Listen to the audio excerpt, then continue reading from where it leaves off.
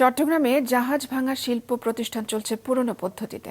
ব্যবহার হচ্ছে না নিরাপত্তা সরঞ্জাম। আন্তর্জাতিক সনদ নিয়ে গ্রিন ইয়ার্ড করা হলেও মানা হচ্ছে না নিয়ম। এতে থামছে না মৃত্যুর মিছিল। শ্রমিকদের নিরাপত্তা নিয়ে মালিক পক্ষের আন্তরিকতার অভাবকেই দুষছেন বিশেষজ্ঞরা। নাজমুল সাদিকের রিপোর্ট, ক্যামেরায় ছিলেন রবিউল টিপো। চট্টগ্রামের সীতাকুণ্ড উপজেলায় সাগর তীর ঘেঁষে গড়ে উঠেছে জাহাজ ভাঙা শিল্প।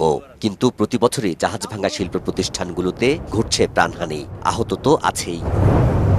সবশেষ 14ই August Ferdous steel ship recycling ইন্ডাস্ট্রিজের ইয়ার্ডে বিষাক্ত হাইড্রোজেন সালফাইড গ্যাসের বিষক্রিয়ায় 9 শ্রমিক প্রাণ হারিয়েছেন। এমন দুর্ঘটনায় প্রশ্ন উঠছে, আন্তর্জাতিক মানদণ্ড অনুযায়ী গ্রিন ইয়ার্ডে রূপান্তরের পরও কেন শ্রমিকদের কর্মপরিবেশ ও নিরাপত্তা ব্যবস্থায় আসছে না কাঙ্ক্ষিত পরিবর্তন। সংশ্লিষ্টদের অভিযোগ, গ্রিন শিপইয়ার্ড শুধু নামেই, সব চলছে পুরনো নিয়মে। কোনো মাছ নাই, কোনো ভালো একটা পরিবেশের ড্যাস নাই, এমনি ব্যাগের ড্যাসে কাজ করতে আছে। এই যে এত কোটি টাকা খরচ করে গ্রিন ইয়ার্ড করছে, তো সব জিনিস তো ভালোভাবে রাখার দরকার।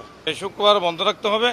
আর দ্বিতীয় কথা, যারা কৌশলী আছে এখানে ফোরম্যান বা কাটারম্যান যারা আছে তাদেরকে কিছু প্রশিক্ষণের ব্যবস্থা করার দরকার।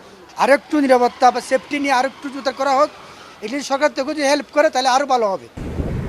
জাহাজ ভাঙা শ্রমিকদের নিয়ে কাজ করা বেসরকারি সংস্থা ইপসার তথ্য অনুযায়ী সীতাকুণ্ডে গড়ে ওঠা শিপ ব্রেকিং ইয়ার্ডগুলোতে গত 12 বছরে 161 জনের প্রাণহানি ঘটেছে। শুধু মাস্ক পরার মতো ন্যূনতম নিরাপত্তা প্রটোকলগুলো না মানার কারণে জীবন যাচ্ছে মানুষের। এর দায় মালিকরা এড়াতে পারেন না, বলেন বিশেষজ্ঞরা। যে শ্রমিকগুলো ওখানে কাজ করতে তারা পাঠিয়েছে, তাদেরকে যদি কিছু বিশেষায়িত মাস্ক দিয়ে দেওয়া হতো তাহলে এই মানুষগুলো প্রাণে বেঁচে যেত। এবং এই মানুষগুলোকে পাঠানোর আগে সুপারভাইজার এবং টেকনিক্যাল এক্সপার্ট দিয়ে জায়গাটা একটু সরজমিনে পরিদর্শন করা উচিত ছিল, যে এখানে আসলে যাওয়ার উপযোগী কিনা। এখন এতগুলো প্রাণ যে ঝরে গেল, এটার দায়ভার মালিককেই নিতে হবে, কর্তৃপক্ষকে নিতে হবে। এদিকে জাহাজ কাটা শিল্প মালিকদের সংগঠন বিএসবিআরএ বলছে, আন্তর্জাতিক বিভিন্ন যাচাই সনদের ভিত্তিতে এসব জাহাজ কাটার জন্য কেনা হয়। সেসব সনদ প্রকৃতভাবে দেয়া হয়েছিল কিনা তা যাচাই করার সময় এসেছে। ওরা সার্টিফিকেশন না করলে আমি জাহাজ কিনতে পারি না, কিন্তু ব্যাংক লোন দিবে না আমাকে, ঠিক আছে? তো ওই সার্টিফিকেশনের মধ্যে কোনো গলদ আছে কিনা এটাও দেখার সময় এসেছে। আমরা এই ইনসিডেন্ট হওয়ার কারণে আমরা চ্যালেঞ্জ করার একটা সুযোগ পাবো। আইএমও আছে, ব্যাজেল কনভেনশন আছে, ওদের কাছে আমরা দরবারে পৌঁছানোর চেষ্টা করব।